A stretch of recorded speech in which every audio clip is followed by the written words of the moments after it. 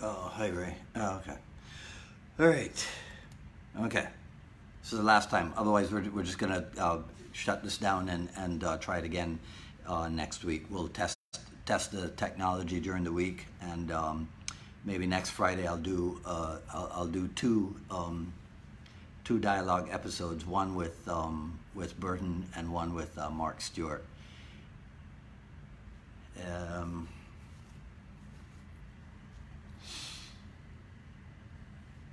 I had a bunch of good questions for him too, because I haven't seen him in forever. We haven't spoken in a long time, and there's there are a couple of things that that we experience at the same time. So I wanted to get his feedback on that, see if my experience was similar to his.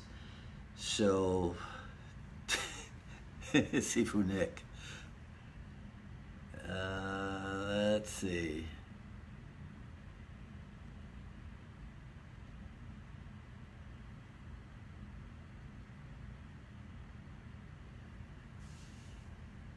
Yeah, I'm working, Jamie. I'm working on getting a picture of Sifu Dan to add to the backdrop, but I haven't found the particular one that I'm looking for. Hi, Russell.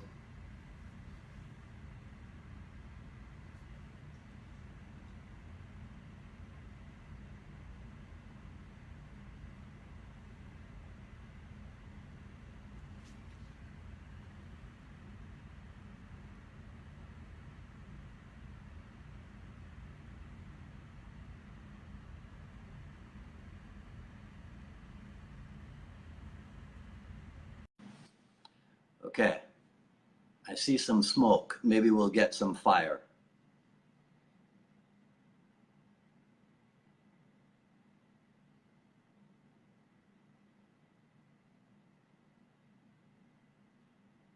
I tell you, the weirdest thing is sitting around waiting for Facebook to connect.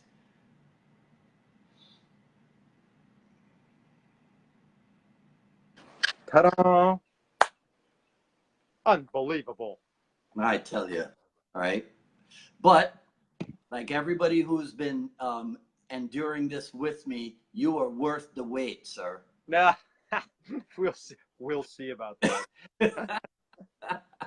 So how the heck are you?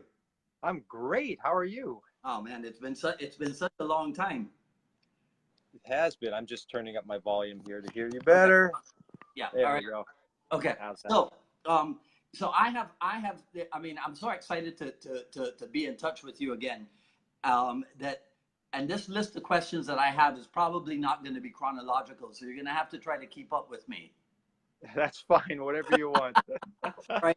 So, do I recall correctly? Did you and I test for Thai boxing the same night at the second Marina School? That's what I remember. Okay. Yes. Yeah. That was, gosh, what year was that? That was in the 80s, right? I think that was 1991. Oh, was it? Okay. All Yeah. right. I think it That was makes sense. 1991, if I remember correctly. Okay. But now here's the other thing, right? I remember when I would fly out to do my 2-day trips in LA, and Sifu Dan and Simo Paulo would pick me up, and we'd go up to the IMB, and there you'd be, Yes, that's right? correct. And then we'd leave and we'd go to Harbor College, and you'd be there, Correct. right? And then we would have lunch. They would drop me off at the Marina School, and then at 5 o'clock you'd be back. Correct. Okay. That's all What? I did was follow Okay. him around. Right. What kind of how people like you and Chris Kent and Cass Magda that live like that? How did you guys support yourself back in that era? Oh, it was really easy. Just money was just coming in from everywhere. It just like showed up on the ground. No, well, actually, uh, so I lived for 5 years. I lived in a parking lot of a dog and cat hospital in a little tiny camper trailer. and when I say tiny, I could touch both walls. Yeah. So it was just a bed and a place to walk into it and lay down on the bed or sit on the bed, and that was basically it. They had a shower and bathroom in the dog and cat hospital facility itself, but I took care of the dogs and cats at night, made sure everything was fine, and I didn't have to pay any rent. That was a good thing. The bad thing was it was just deplorable living conditions, and drive-by shootings right across the street. Wake up in the morning, there's a bullet right next to the car and all that. But that allowed me to do some part-time jobs, very part-time, so that I had just enough money to eat and to pay for the academy, and then just go train constantly. Right. Yeah. So that was my monkhood, because at that time I really it allowed me to get my mind in a better place, because I had finished college and I was very depressed. I was very depressed, and didn't know. I was supposed to go to medical school. I had no interest in going to medical school. I was very sick, physically sick also. Yeah. With digestive problems. And so I said, I'm going to just take 1 year off. I'm going to do exactly what I want to do for 1 year. Right. And then I'll go to medical school. Well, it's been, 35 years. Yeah. So even back then, right, 30 plus years ago, you were always one of those that I considered, the adjective I used for your look was well practiced. Right? Well, I think that was the thing, because when it comes down to it, really, I just I practice more than at that time period and all. I practice more than anybody. Like you said, I would go to IMB in the morning, then I'd go to Harbor College for the 2 classes there, then I'd be at the Inasano Academy in Marina del Rey at night, and any class Gurudan taught, I was there, and I was training. And even when I became an instructor, I would still participate in the basics class. I would never go, I don't need those basics now. I would always participate in the basics class, so I was constantly honing the basics, and then when I'm outside of class, I was practicing. I was just, that's it. Like you, I must say, and I'm not just saying this, but anybody that knows Dwight, man, talk about well practiced and beautiful movement, and it just takes cultivation. You can't do that without putting in, like, almost mental problem amount of hours. Yeah, but I wish I was as deadly as you are. Oh, I'm deadly. Yeah. Man. If I get in my car and hit somebody with my car, deadly. No, okay. So seriously, here's I'm going to give people a little bit of insight, right? I saw your absolute devotion to Dan Inasano in 1989 when we went to New York.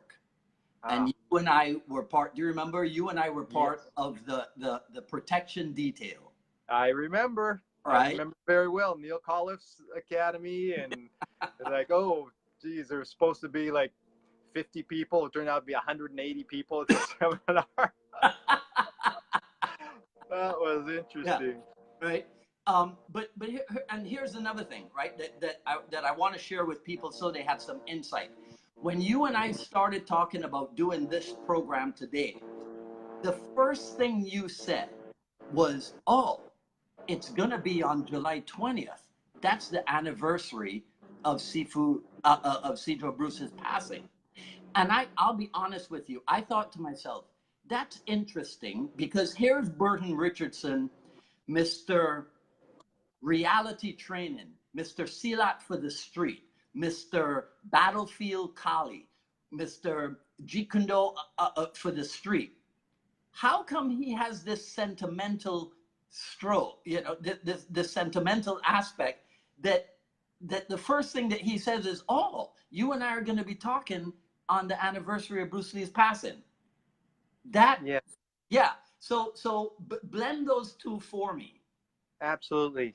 I probably think at some point of Bruce Lee every single day of my life, because when I'm doing my teaching and doing my own training, I'm always referencing him, not in an idolatry way, like, oh, Bruce Lee, just because he was so successful and he really did it. You know what I tell people, because as you're mentioning, my whole thing, my main emphasis is, hey, we should be able to actually do this stuff against someone who's not letting us do it. Right. That's as simple as that. And so what in my path, what happened is I started doing competitions, and I started realizing a lot of things that I was practicing a lot myself, I couldn't do in competition.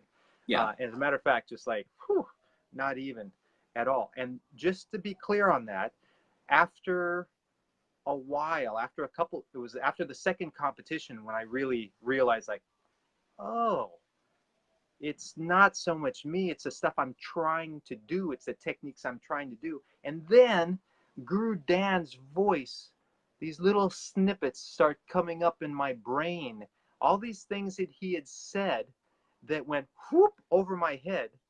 And then finally, now I have fighting experience. I'm like, oh, like, for example, one time he said in class, he said, yeah, if I was just training you guys just to be fighters, this was at the IMB Academy daytime class. He says, if I was only training you to be fighters, I'd have you guys on the bag with the sticks, and you'd be hitting the bag for, like 8 rounds, this and that.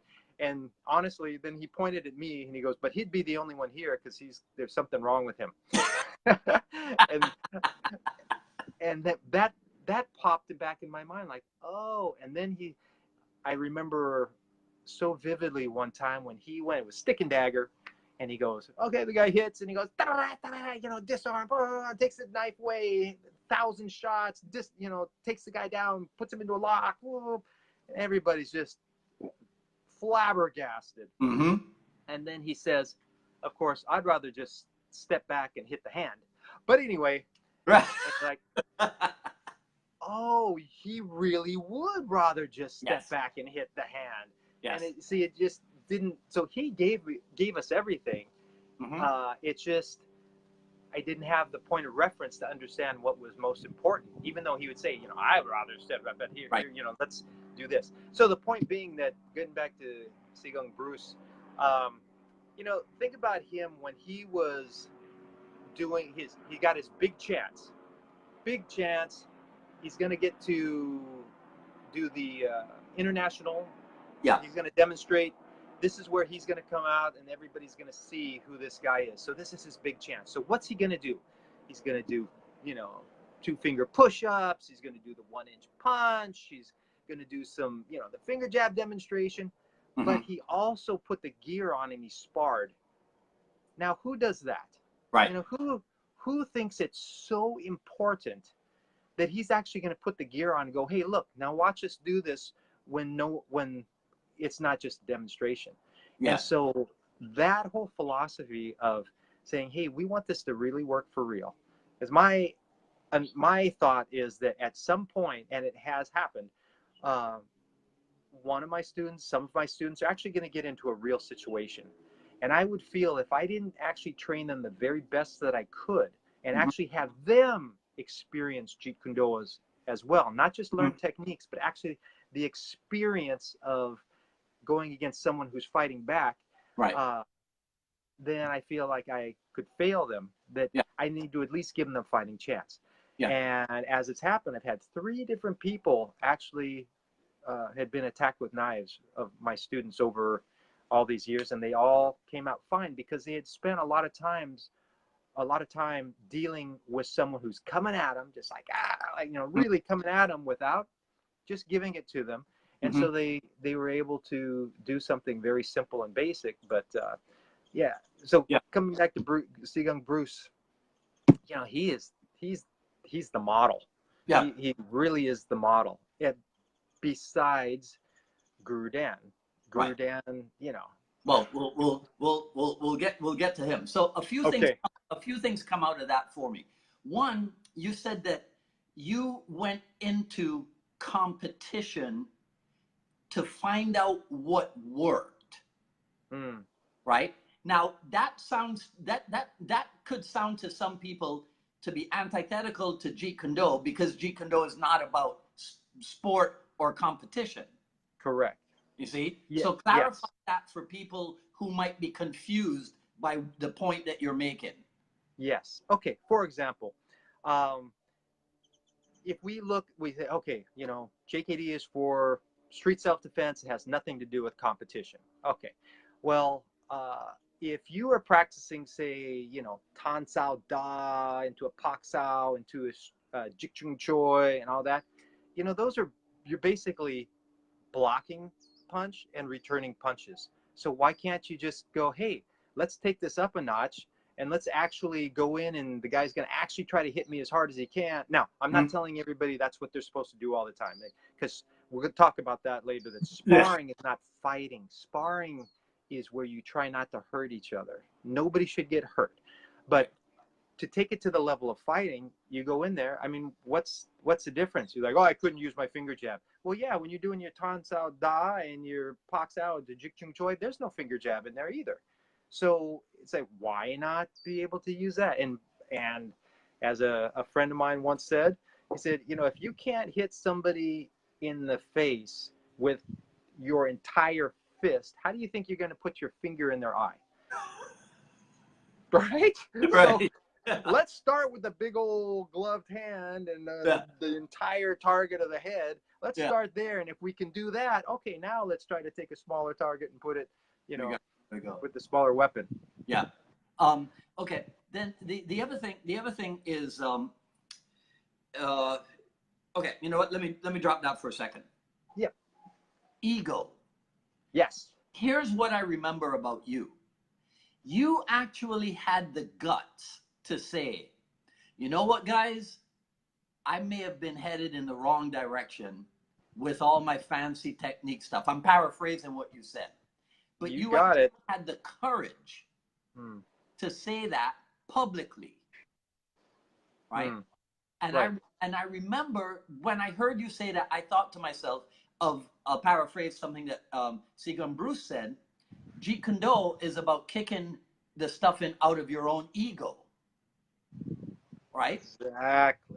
And then the other thing was that, to relate back to the sparring, it said when you start the sparring, you discover what works and what doesn't. And so it leads to simplifying. So I want to talk to you about, so now we'll backtrack a little bit.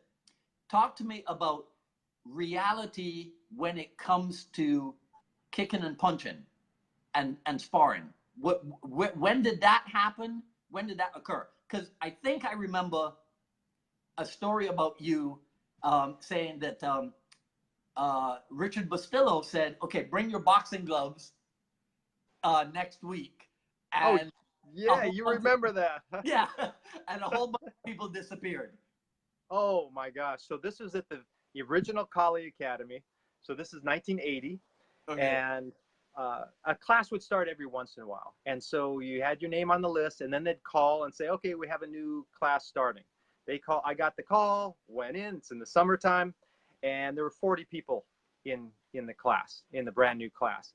And so we're going along, and just, I have to just tell you a little bit of an aside on this thing is, like, for example, everybody, Sifa Richard and Guru Dan would alternate teaching that class. Right. And so Sifa Richard had us all go up, one of the very first classes, go up to the wall, put your hand on the wall, lean here, and hold your side kick out, you know, as high as you can.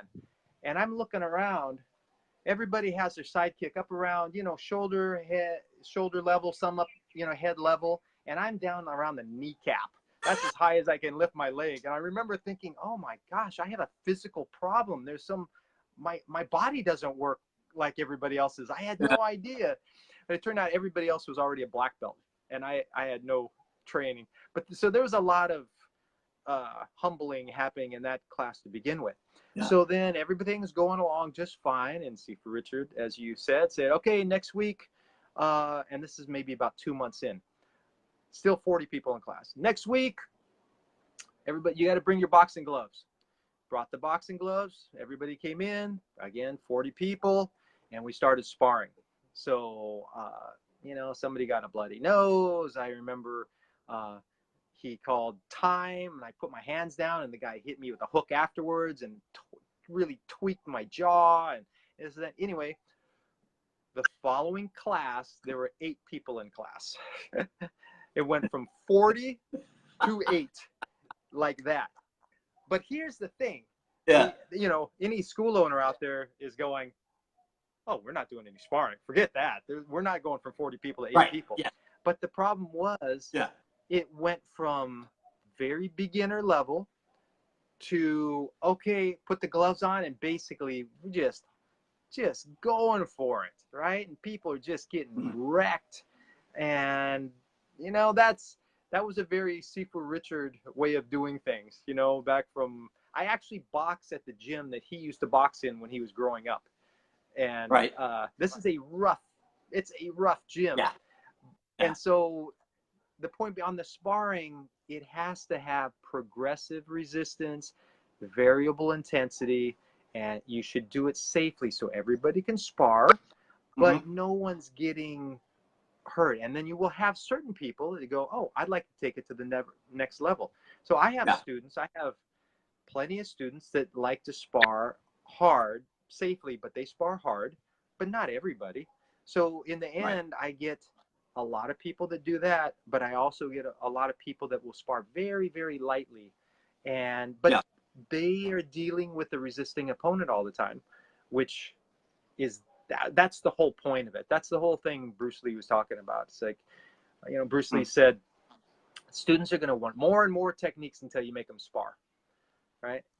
Once they start sparring, they're like, oh, let me actually learn how to do the jab. I thought I knew how to do the jab or the straight lead. Turns out I don't, because it's different when someone's punching back at you. So that's really the basic thing. But yeah, back there in the day, man, that was really a shock to go into class and suddenly there were only 8 people in the whole class, and move on from there. All right. So okay, so you just told us a little bit about your development in Jun Fan and JKD. Tell us about reality, the birth of reality with your Filipino martial arts. Yes. Okay. So that's where it really. Whoop! I lost you for a second. Yeah, there might be some people listening in who haven't heard those stories. Okay, so basically, I was doing, you know, Filipino martial arts, and, you know, as you say, I practiced a lot, and so I became proficient, and, you know, I was teaching classes and under Guru Dan, and very, very, very happy. So I had a competitive background playing baseball and other sports, so I thought, hey, there's a competition. Let me go try the competition.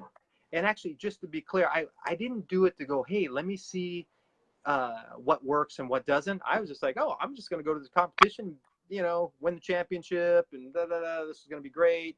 So I go out there, and I drive 8 hours to Northern California. I get there early in the morning, drove overnight, and I'm the very first match of the whole day. There are hundreds and hundreds of competitors there, and I'm the very first match of the whole day.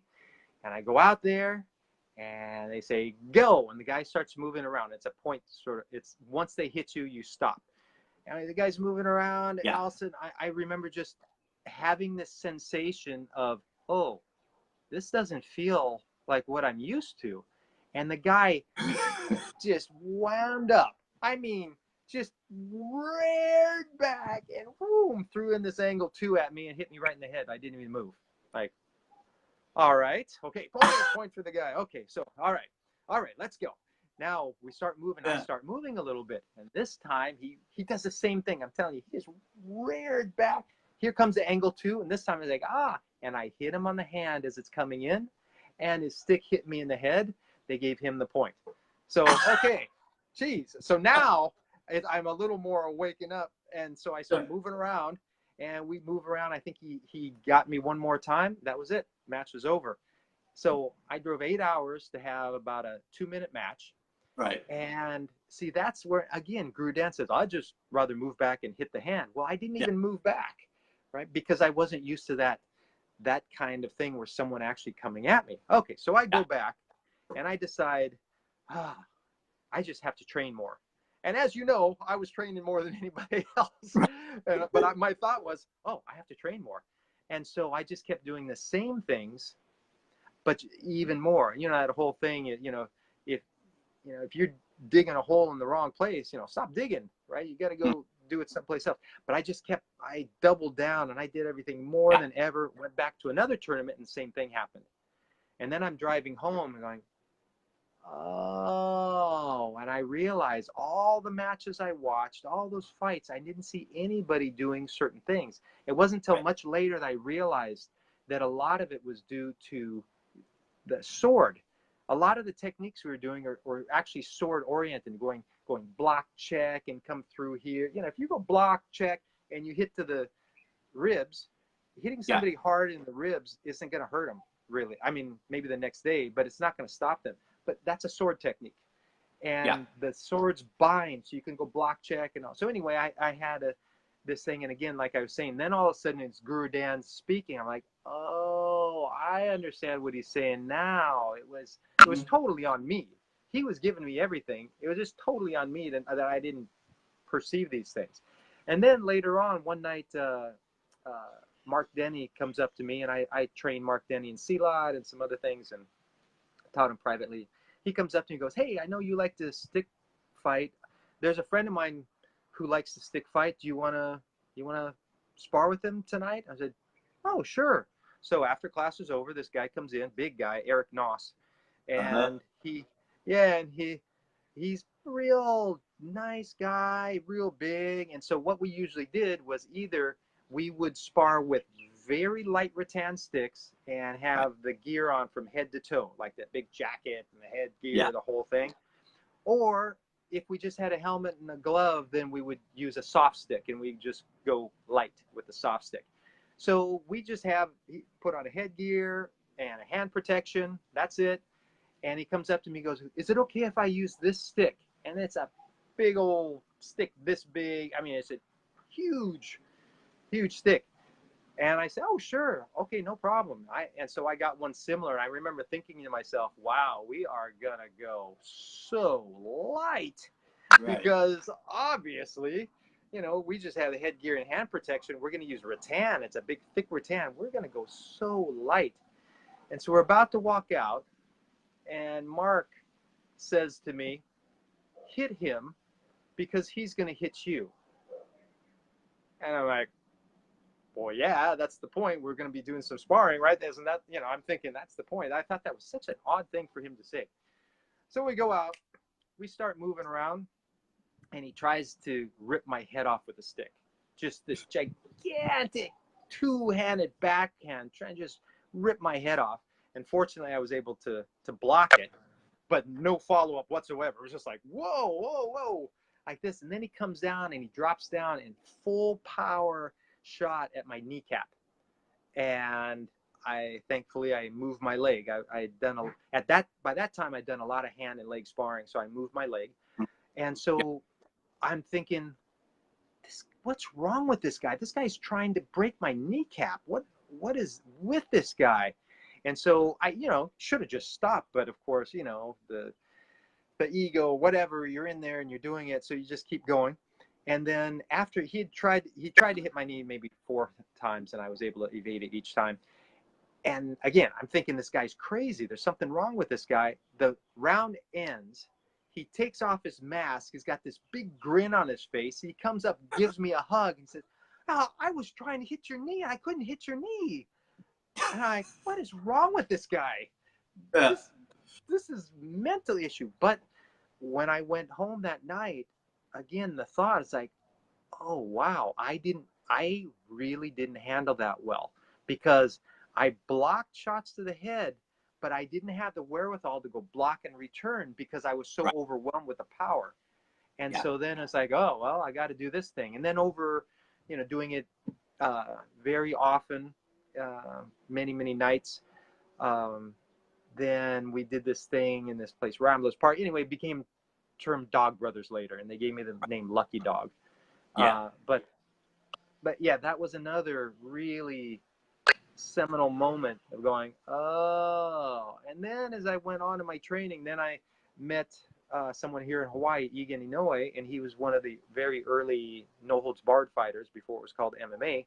I started training with him. I trained him kickboxing, and he was a grappler. And I found out, oh my gosh, I'd already trained some like a year and a half of grappling. I started training with him. It's like, oh, I don't know how I did a year and a half of jiu-jitsu plus all the other groundwork and all. I was like, oh, well, guess what? I didn't know how to stick fight. I did a kickboxing match, which I did okay. Didn't know how to grapple. And again, nothing on Guru Dan at all, because Guru Dan gave everything. It was all right there for the taking. But in my own, the type of practice I did personally, I wasn't working functionally. So that's when I'm like, you know what? That's it. For my path, I'm just going to work on the functional things. That's what I'm going to do. There's all kinds, and it turns out there's just so much in the functional world.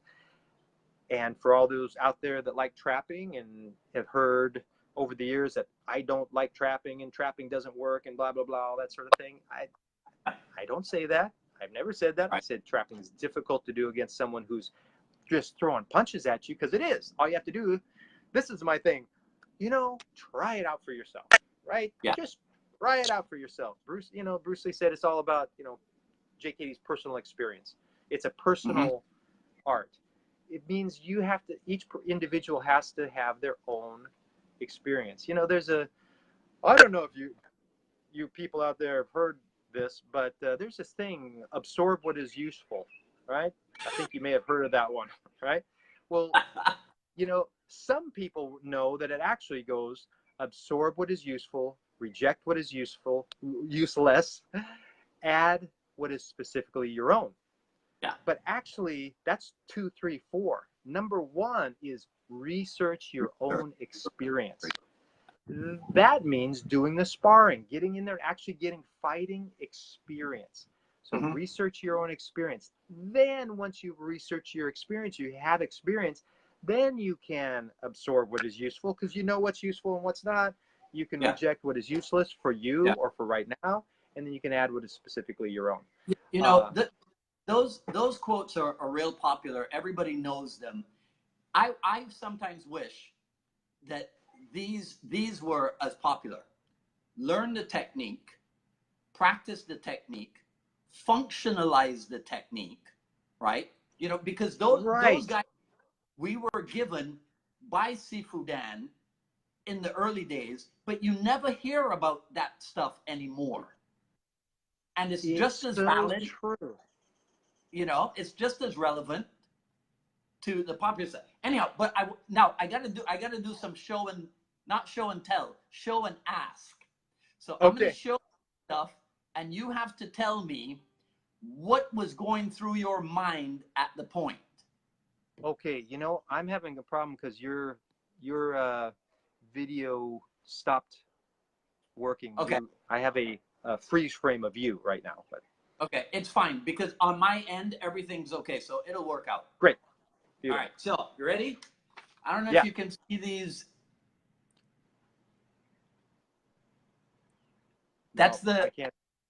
Okay, it's the first video series, the 3-part Jeet Kune Do concepts.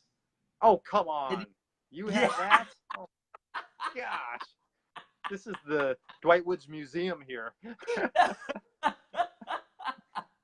So. Oh my gosh.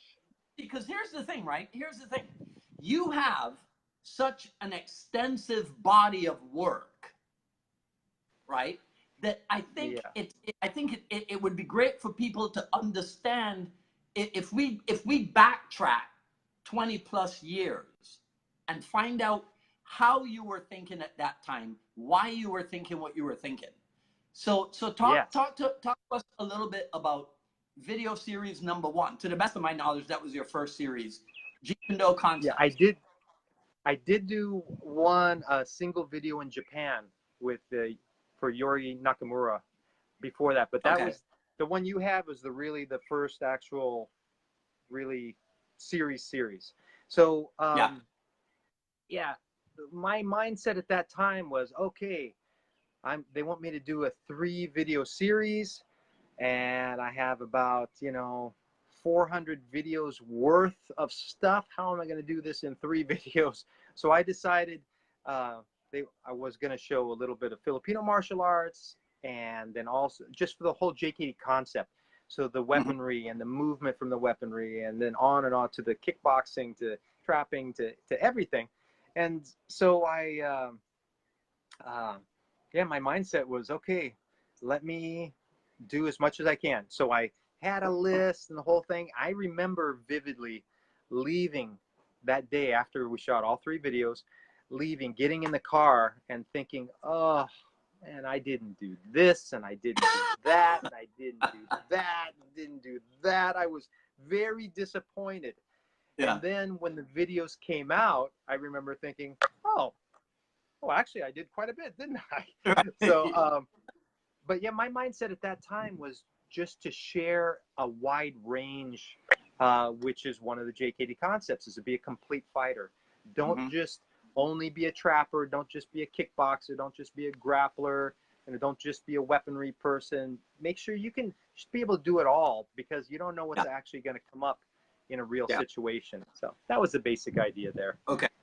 So now, was there a different mindset when this series came out? Okay, which one is that? This is Defining Jeet Kune Do. So I think this was the 6-part series. Yes. So the first series apparently did quite well. The Unique Publications was very happy, so they said, "Can you do another one?" I said, "Okay, this is it.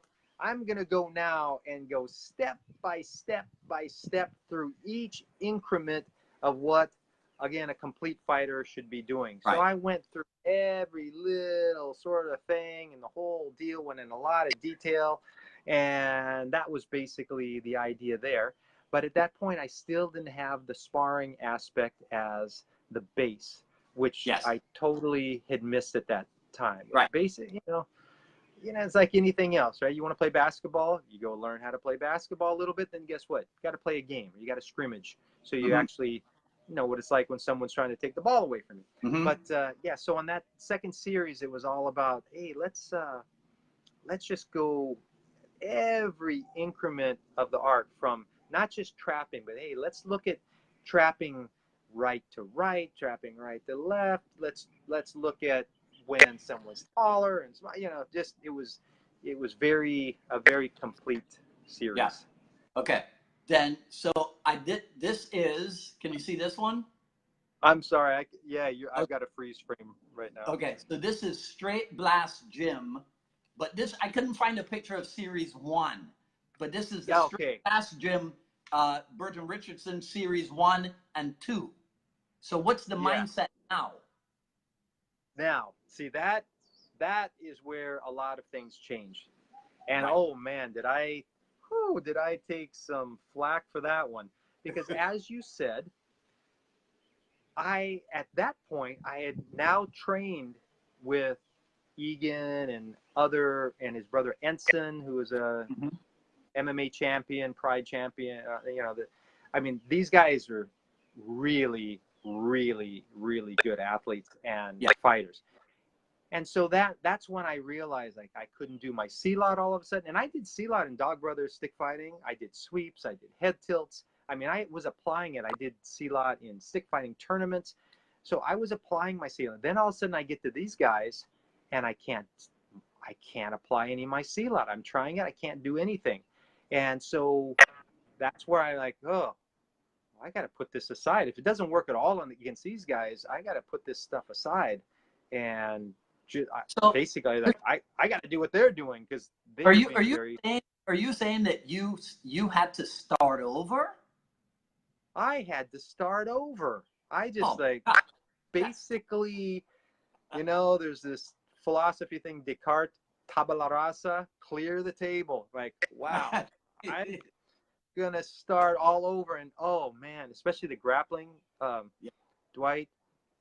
I think I was the worst grappler on the planet. the least aptitude for grappling. I mean, after grappling for about 3 years and I starting to get it a little bit, I was at the Machados one day, and one of the Machados walks in and goes, "Oh, you're starting to move." He goes, "Yeah, when you started, you were like this." Thank you very much. But that is correct. That is correct.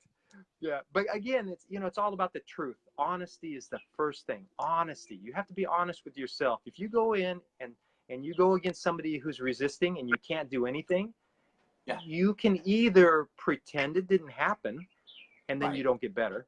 Right. Or you can go, wow, I've got to get better. I've got to learn this. So that's what I did. I went in and I just started training that. So by the time that first Straight Blast Gym series came out, I already had the experience and I had been training against resistance for quite a while. All right. So I go in and I just basically make the point, hey, not everything works. There are these things that are very, very, very difficult to pull off against someone who's actually fighting you. And I just explained that whole thing. I talked about Guru Dan there's an interview part. And I said, just like I talked about earlier, you know, Guru Dan gives you everything you could possibly want. And it's up to you to go on your path, which direction. And people took that, and they took the whole thing, because I think a lot of people were, truthfully, just intimidated by this. How dare, what this doesn't work, that's what I teach, whatever. And so the dialogue became, or, you know, the politics, right? You know how the politics is. So the politics was, there's certain people that went to Guru Dan and said, hey, you know, Burton Richardson is out there bad-mouthing you. He says you know, the stuff you do doesn't work, that you didn't teach him right, and all that, just making up lies. Right? And that was the worst part of the whole thing. It's one thing for me to go, hey, I've got a reputation, but guess what? All this stuff, I can't actually do it myself against a decent athlete, a decent combat athlete.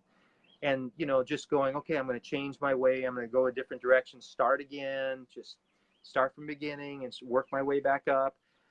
That was one thing. But, yeah, when people did all that stuff, and of course, and I wasn't next to Guru Dan to be able to go over to him and go, oh no, that's not true at all. Right.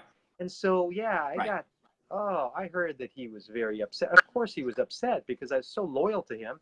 And if, you know, if somebody that loyal, he did so much, the reason I was loyal, he did so much to me, for me, so much. He's so generous. And then, yeah, to have all these people saying it, that was a very tough thing, but it taught me a lot about, that whole human nature thing, and they want to be the top guy or whatever it is, and to do that, let's drag down anybody else that's up there. Yeah. But thankfully, over time, when I was finally able to get together with Guru Dan, then he finally is like, oh, right, it's just, I'm just me, and just the same person as ever, who loves him and respects him and is so thankful for him. But that was the tough thing about that. But basically, the idea there was like, hey, you gotta do some training with resistance. Right. It's one thing to do it against the guy holding, you know. And how many times have we read the thing, Bruce Lee, again, back to Bruce Lee. You know, most martial arts, you know, they're dissecting a statue. Guy stands there with his hand out, and you go ta ta ta ta ta ta ta ta ta, and his whole thing is, hey, what happens with the guys hitting back? Boards don't hit back, right? And but yet, a lot of people in the JKD world went that direction over time and stopped the sparring. And just as another aside, all the sparring progressions I use, like say in Battlefield Collie, you know, we do hand sparring. We really focus on hand sparring only, just hitting the hand. Then hand and head is the only targets. Then hand and leg are the only targets. Then full sparring. Then we add the clinch. Then we add the ground. And little by little, I learned all that from Guru Dan, just as you did. You know, all the, you know, right against left, point up against point down. All that's all from, all the sparring stuff is right from Guru Dan. Yeah. But so that Straight Blast Gym series, it caused quite the controversy, and there were a lot of people really, really mad at me, and that was a very interesting time. But so, in the end, I got to tell the truth. So okay, tell the truth about this. can your No. knees and hips still handle MPOC and DEPOC? Thankfully, actually, you know, right now, I just had a little knee issue. So maybe today, no, but I can do it. I sit in Yeah. Sempak all the time, but I can, like when I did my Silat for the Street series for Black Belt magazine a couple years ago, you know, standing up, I went back down to Dempak, I stood up and kicked and came back down. I did a bunch of those, and I start standing and twist all the way down and twist all the way up, twist all the. So yes, I can still do it. Okay. Which is a function of just doing it Right. consistently, right? Yeah. Yeah. And not allowing myself to weigh 400 pounds like I would have if I kept eating the way I was when we were hanging out. Exactly. Yeah. I remember that. So tell us a little bit about a typical day for you, because I know that the health thing is extremely important, right? And yes.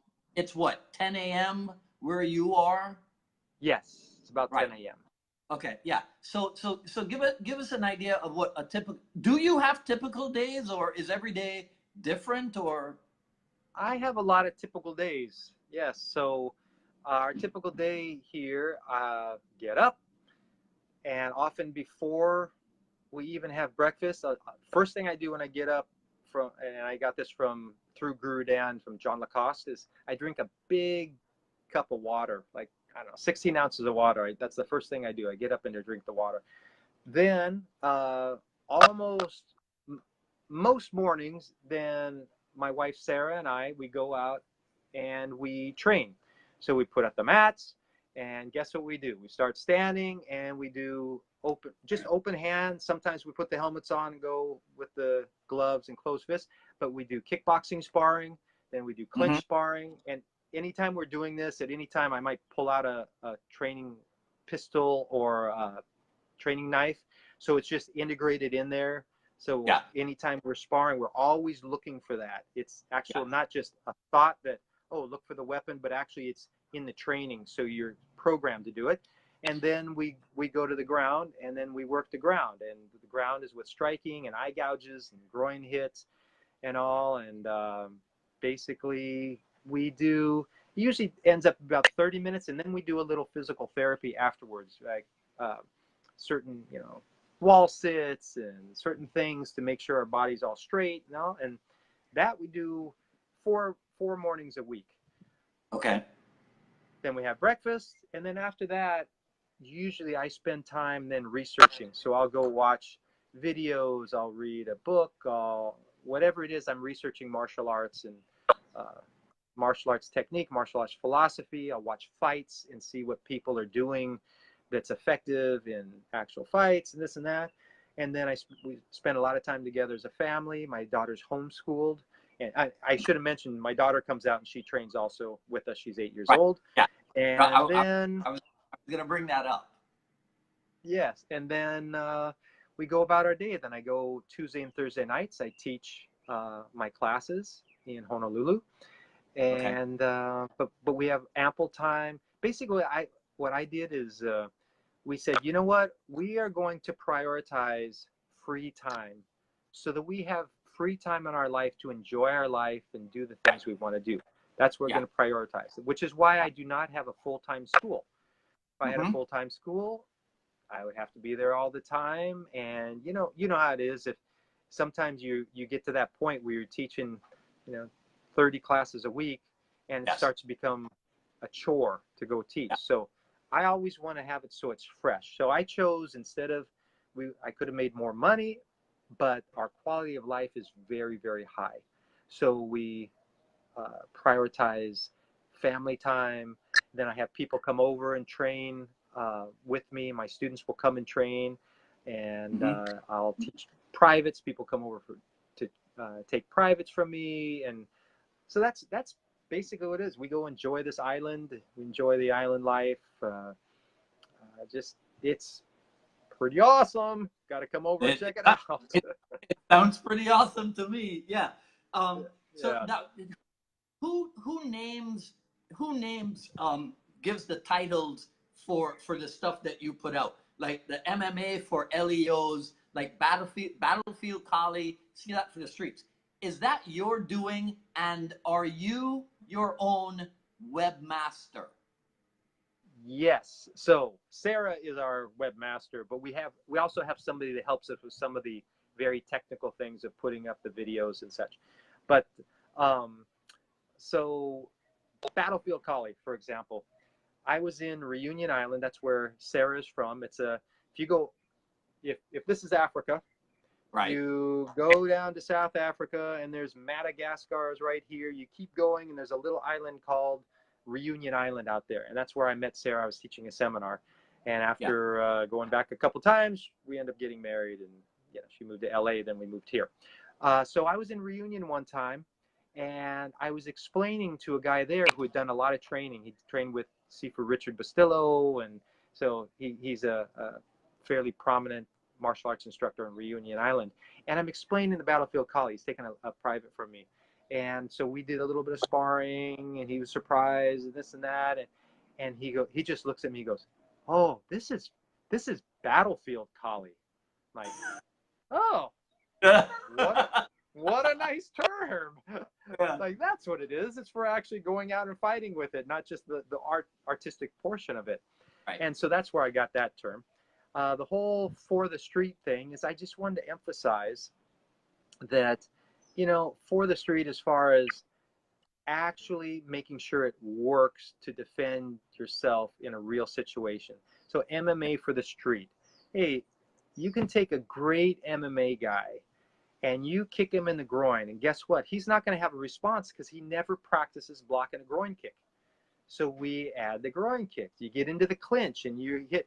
And I tell you, of all my students that I've ever had, Sarah, my wife, is the best at getting to the eyes and hitting to the groin.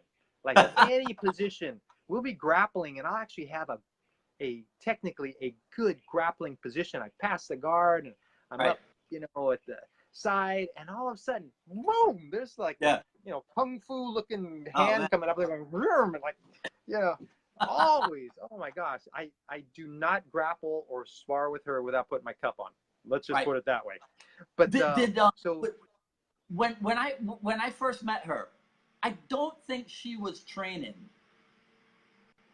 She was training a little bit when you first met her. That's right. She was just kind of dabbling in a little bit. Would do some focus mitts and this and that, and then over time she started to actually get into it, and then she's really got into it. And now, that might be something that the two of you could turn into a training program for a lot of us out there who have significant others, and we want to bring them up to the level of a Sarah Richardson. Yes. I think we're going to do some training specific things where Sarah it'll be Sarah and I, and we'll talk about that whole training thing, because over the years, what we've figured out is how to train in a very short period of time, but consistently, and get huge results. I mean, like for example, Sarah with her grappling, we end up grappling about 10 minutes at a time, 4 days a week. Okay, so 40 minutes a week of grappling. You would say, gosh, that's not even a full class. So she's doing less than one class a week, but it's very specific and focused. There's no wasted time. And for example, recently there was a seminar here, and there were a lot of women teaching, black belt jiu-jitsu women, and some, the first black belt American female black belt in jiu-jitsu, and a bunch of the very early black belts. So these women are very good, and they do jiu-jitsu for a living. That's what they do. Every day they teach jiu-jitsu, they do jiu-jitsu. And at one point, Sarah got to roll with two of them, and she dominated them. I'm just looking, going, man, she passed the guard, gets to the back, like no problem. And it was really impressive. But the point being, 40 minutes a week, 10 minutes a shot, 4 days a week. And then every once in a while, she'll get together with we'll have other people come and she'll do a little more with them. But the whole point is you can do it in a very short period of time, whatever the art, as long as you're very focused and specific and know exactly how to break it down so you hit everything and don't end up, like, for example, I'll just tell everybody, like, say grappling, you can get to the point where your grappling is so good that it's very difficult for anybody to get to the mount position on you. Yeah, I mean, you can just, if you just roll, you can go years and nobody gets to the mount position on you. But the day somebody does get to the mount position, you're going to realize, oh gosh, I am so ill practiced here that I'm not sure what to do. And you see it in MMA every once in a while. A very good jiu-jitsu guy is in MMA. He gets hit. Somehow the guy mounts him and he just doesn't know what to do because he hasn't been mounted in forever. So that's why we, again, going back to Guru Dan's, like the Kali, the hand sparring only, hand and head target, hand and leg, do that same thing where we isolate each position all the time. And that way you're sharp all the time and it just brings everything up. So. Yeah. Okay. So nowadays there are all these different self-defense, all these martial art, street defense systems. There's the core combatives, there's the Shiv Works collective, Crazy Monkey, the Kisi fighting method. Do you make anything of all these methods that are out there now? Yes. So I research, so I go in there and I actually make sure I look at these because they may have something we've never come across and we can make ourselves better. For example, there's a system you may have heard of. I heard of it for quite a while. I never got to experience the Piper knife fighting system from South Africa, from Cape Town, specifically Cape Town. And I finally got to have some one-on-one time with Lloyd de Jong, who's one of the very top guys in this system. Oh, I tell you, Dwight, it is fantastic. It is fantastic. But when we go to a lot of the other systems, it's a very simple thing is people come up with new techniques, come up with a different look. So it looks different, but it's often not pressure tested. The whole thing, if you want it to actually work, you have to pressure test it. And there are lots of different methods that can work. Yeah. But you have to pressure test it to make sure it does work. And this is my little thing. It's like, knife defense, empty hand against a knife. There are so many empty hand against a knife videos and all these things out there. My question is, why don't you just try it for 20 seconds? Put on a helmet, get a soft knife, and tell your partner, hey, cut me as many times as you can. Do not let me defend. Do not let me disarm you. Just do your best. Don't let me. If you do it for 20 seconds, you'll realize, like, these people that they go and they show these things. Oh, the guy does this. I just, I stick my finger in his armpit and he can't reach me. And we take that to class and we go, here, let me put my finger in your armpit. Try to reach me. Bonk. It goes right in. It's 10 seconds. It took 10 seconds to test it. And it's like, just test the thing. So there's just such a lack of science in the martial arts world where it's like, oh, I come up with a theory. I come up with all these cool things, a theory. Hey, let me just teach it before I ever test it. No, can't be doing that. So that basically, to my chagrin, because I wish people would just test it, I see so many things out there that just simply are untested, and they teach it as though it is the thing, but you got to test it. Okay. All right. Well, listen, I want to start wrapping this up because I don't want to take up all of your morning. So let me tell you a little story about class last night and get your take on it. Right. So the topic of books about Bruce Lee, that topic comes up. And I say, well, the John Little library is indispensable. Okay? Yes. One of my new students says, who's John Little? I said, John Little picked up the mantle of Gilbert Johnson. Oh, good analogy. Very Right. good analogy. Okay. So then we go around the room, and the question is, does anybody know what I'm talking about? And I had one student who yes, he was on top of it. My question for you is, do you think that in today's Jeet Kune Do atmosphere, it's important or necessary for students to have that kind of in-depth knowledge and understanding of their history and where we came from? I think it's absolutely essential because, like we kind of mentioned, I think about something of Bruce Lee every single day, and not again as like worship or anything. It's just he just somehow had this laser focus on functional. Yeah. And if you don't read the philosophy, you're gonna lose out. And that's what amazes me. You know, when you see people that say, okay, Jeet Kune Do is just this, it's nothing else, it's only this, we do not grapple and this and that. And it's like, well, here are 4 pictures of Bruce Lee doing grappling. Oh, but that was movies, that didn't count. No, this other one, this is not the movie, this is him actually training. And no, we don't do that. Right. It's like, did you guys read the book? You know, how about this? How about this? Let's see, Bruce Lee, of all the things, being a philosopher, of all the things he could have possibly used as the symbol for JKD, he chose using no way as way, having no limitation as limitation. What does having no limitation as limitation mean?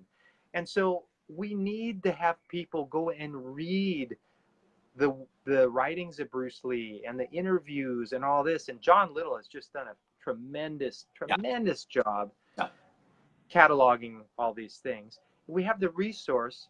And it's like they say, you know, a person who does not read is no better off than someone who cannot read. I mean, the resources are there. Go use those resources and learn. And and the great thing too is, as you know, we read the Tao of Jeet Kune Do. Okay, well, say you read a few passages from the Tao of Jeet Kune Do. 2 years later, you read the same 2 passages, and they have a different meaning because you've grown. And that's why we need to go back all the time and go back and look at these things. But John Little did a tremendous job bringing things out that otherwise we wouldn't know. Yeah. But do you think that even with that wealth of information out there, with people like you keeping the art alive and going, do you think, though, sometimes I think that its importance is fading somewhat, that it's been, the relevance of Jeet Kune Do has been supplanted maybe a little bit by the BJJ and the MMA and what have you, even though those things owe a lot to Jeet Kune Do. Do you understand? You get what I'm saying? Absolutely. I 100% agree. Because to me, what happened is Jeet Kune Do, that was the art you look to and go, oh, this really works. This really, really works. And then as people stop doing the sparring, did I say sparring? They stopped doing the sparring portion. What happened? Then you get an MMA guy who knows how to spar, and he plays around with the JKD guy. And he's like, oh, come on. Right. You don't know how to fight. Because basically that's what's happened to me is that a lot of people in JKD forgot how to fight. And can I just say, for those that don't know Dwight very well, Dwight, man, what an awesome martial artist Dwight is. I mean, all the way around, he is a true, in my opinion, a true Jeet Kune Do practitioner, because he does so many things so well and functionally. And I mean, see, the problem is not so many people in JKD have done what Sifu Dwight has done, which is actually put that sparring time in and do, you know, all the research and such. So it has the whole picture, right? Because over time, if you do enough sparring, like actually before Sifu Richard Basillo passed away, he was out here in Hawaii, and I mentioned to him, I said, hey, Sifu Richard, you know, I was at Palolo Boxing Gym, you know, I boxed there, and he knew, and I said, you know, I actually was able in the ring against a guy going full out, was able to do double Pak Sao a couple times, and I even got a Pak Sao Lop Sao. Yeah. And Seafood Richard looks at me and goes, well, yeah, because you know how to fight. And it's like, Right. that's simple. If you understand the structure, you spend enough time in there, now you can Yeah. do all your trapping because you Yeah. know when to do it against the guy who's really trying to hit you Yeah. hard. So, Well, but I kind of got well, off on a tangent thank a you. little bit there. But I Yeah. just want to say that the Jeet Kune Do were, because MMA is real, and all you have to do, you know, somebody thinks, oh, it's not for real. Go spar with them. They will be happy to spar with you. And again, if people say, well, I can't kick him in the groin, I can't poke him in the eye. Like most of your sparring, do you do that when you're sparring anyway? No. Use almost everybody. Then, you know, I watch people doing JKD sparring, which is great. I'm glad. Or they're doing techniques. Almost everybody kicks to the outside of the leg. They're doing a tie kick to the thigh. And they're not even kicking to the groin in the first place. So my point being, go ahead and go in and do the sparring. Go on the ground. You think your ground fighting is sufficient? Go on the ground with a good jiu-jitsu guy. Happy to do it with you. They're not going to Yeah. hurt you. Yeah. And go, you know, go find out for yourself and see where you can improve. But Yeah. that's why I think JKD went down, because so many people were reticent to actually try it out. And now it's gotten to a point where it's like a kind of a museum art. Like, oh, Right. Bruce Lee did this and this and this and this and this. Right? Well, at the end of his life, he said, you know, he said Chi Yeah. Sao's out, right? Mhm. But still, everybody does Chi Sao, right? Which Yeah. I totally, no problem people doing Chi Sao, as long as you actually understand why, because of the sparring and going, oh, this, it's very difficult to apply. So that was my rant. Thank you very much. But that's fine. And thank you for the kind words. That was quite honorable of you. No, Okay. that's just the truth. I mean, I would love to be able to have Seafood Dwight as a training partner. We're just on the other sides of the world, but really, I mean, oh gosh, Dwight Woods, real deal, Thank you. amazing, Thank all you. the way around from technical to functional. I really appreciate that. Well, on this day, where the us two JKD guys get together on the anniversary of Bruce Lee's passing, I have to announce something. Yes. On Sunday evening and Monday evening, I'm gonna do this Facebook Live thing again, and invite people to do exactly what you and I just did. Not for this. I'm not gonna take up this much of their time, but I'm gonna start it with you. So here's what I need you to do.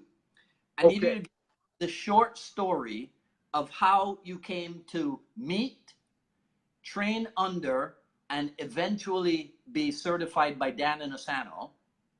And then I need to know what is the greatest impact that he's had on you. Okay. Do you want me to And tell you right now? Okay, yeah. So let's do this. So first thing, the short story of how you came to meet, train under, and eventually be certified as an instructor. Yes. My first girlfriend was training at the academy. So I grew up in Carson, California, and the academy was a little over a mile from where I grew up, the house I grew up in. Mm-hmm. And so basically she showed up to my house one day because I was too shy to ask anybody out, you know, and I was in high school, 17 years old. She shows up to the house and asked me to go to the movies, and we went and we watched Enter the Dragon. Okay. Yes. Yeah. Pretty cool. Right. Then she tells me she's training this and that, and I go over because I'd always been interested in martial arts, like very interested in martial arts, because I had some things happen to me when I was younger, some horrific things. And so she takes me over, and I see this place, and they're in sweatpants and shirts. They're not wearing karate gis, and they're moving around, and they start sparring. I see a guy get a bloody nose. They're kicking the shield. Then they pulled out the weaponry, and I was just like, that's it. Yeah. I was hooked. And so because of that, that's where I went, and I signed up so that I could start training. And then this summer, I was able to start training. So that's how I started my training. And I just, was there all the time, like you said. And one day Guru Dan came up to me and says, "Are you going to keep training?" I said, "Yes." He goes, "Okay, I want to make you an apprentice instructor." And then he went, "Okay, okay, class, let's start." And I'm there dumbfounded, you know, what? Okay. Yeah, just shocked. Okay. And then the impact that Guru Dan has had on my life, I cannot, I don't know how to, it's because really my entire life, the quality of my life, what I do every day, it's all because of Guru Dan. Yeah. Guru Dan, so incredibly generous with me, teaching like he is with everybody, but teaching me, going out of his way to try to help me actually be able to teach martial arts. You know, there was a seminar in England one year, and Paula comes up and says, "Oh, you know, we're doing the seminar. There's going to be a lot of people. Can you make it? Can you come and, you know, be an assistant?" I'm like, "Great." You know, so, you know, the host is paying for the ticket and the whole thing, and great. So we go over there, do the whole seminar. He demonstrates with me a lot and this and that. Well, years later, I find out that he paid for my airplane ticket just because he wanted people in England to see me so I could start getting known a little bit as a teacher. He did that for me, right? I mean, typical. That's just typically Guru Dan and Asanto. And then just the way to be a good person. You know, you don't have to go out there and badmouth people. You are generous. This is all from Guru Dan. He's just the role model. He is the role model. So every day I'm very thankful for him. Okay. Well, look, it's been a huge pleasure to do this. You know, spend some time with you. That's what I'm going to be doing. I'll do it for a couple hours on Sunday evening, and then a couple hours on Monday evening. It's the Facebook Live in Asano birthday card. Great. Right? Awesome. So I'll go live, and, you know, just like I brought you on camera, I'll talk to everybody for a couple of minutes on their origin story within Asano, greatest impact he's had on their lives, and then their favorite Asano anecdote, which you quite graciously provided. Okay, awesome. It's it's just amazing. We got to do this again because I only went through like half of my questions for you. Oh, it's my pleasure. Anytime, Dwight, anytime, just let me know. And if I could just finish with, hey, everybody, experience the art for yourself. Actually try it with resistance. See what you can do and what you can't do, and then work at it. And so eventually you can do it. But remember that sparring should be done safely. Nobody should get hurt. Fighting is when people are trying to hurt each other. Sparring, not trying to hurt each other. And you're going to have so much fun, and it's so gratifying as you get better and better, and your students do as well. Yeah. All right. And everybody knows to find you at jkdunlimited.com. Okay. Beautiful. Yeah. Thank you, Dwight. Okay. I appreciate it. Okay. Sure. All right. Okay, guys, that's it. Jeet Kune Do Dialogues episode number 11 with Burton Richardson. Check in with us next week, this same time. We'll be talking to Mark Stewart. Awesome. Mark's awesome. Yeah. All right. Okay. All right. Take care, Bert. Okay. Thanks. Aloha.